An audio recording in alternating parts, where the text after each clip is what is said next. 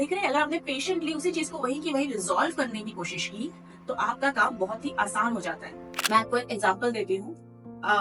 आपके हस्बैंड ने आपको कुछ कह दिया, सपोज आपने कोई मन से बहुत ही अच्छा खाना बनाया और आपके हस्बैंड ने अप्रिशिएट भी नहीं किया, आपके हस्बैंड ने कुछ कहा भी नहीं और चुपचाप खा लिया। उसके अगले दिन आपने कोशिश की और कुछ और स्पेशल बनाया, पर आपके हस्बैंड ने बोला क्या इसके अलावा तुम्हें चटनी भी तो बना देनी चाहिए थी ना।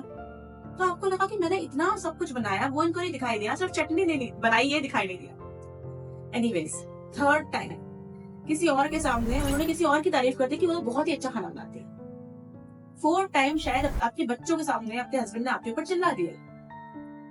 फिफ्थ टाइम आपने शायद उनसे कुछ कहा होगा, आपके हस्बैंड ने बोला 2 मिनट में अभी बात नहीं करना चाहता, तो आप भड़क गए और आपने उनको चिल्लाना शुरू कर दिया या आपने बहुत ऊंची आवाज में बोला तुम्हारी प्रॉब्लम क्या है। अब आपके हस्बैंड के लिए तो उन्होंने कहा कि मैंने तो सिर्फ इतना सा बोला, इतना क्यों भड़क गए।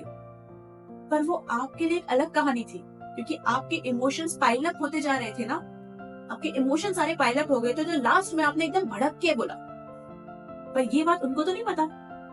अब सोचिए, जब उनको पता ही नहीं है कि वो अननोइंगली आपके साथ क्या कर रहे हैं, तो उनके लिए तो यही लगेगा, उनको लगेगा कि मैंने किया ही क्या है जो इतना चिल्ला के बात करती है, तो हमेशा ही कभी खुशी नहीं रहती, हमेशा चिल्ला के बात करती है।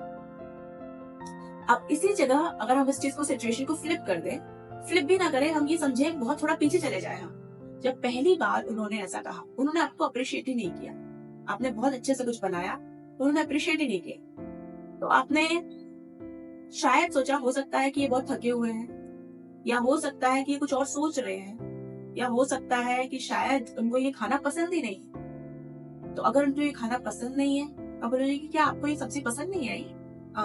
मैंने बहुत मन से बनाई थी। आप सुबह पूछो अगले दिन, उस समय तो वो सिचुएशन निकल जाने दो। वो बोले नहीं, मैं उस समय किसी और मूड में था। ठीक है, प्रॉब्लम सॉल्व, आपको समझ आ गया कि आपके खाने में कोई प्रॉब्लम नहीं थी।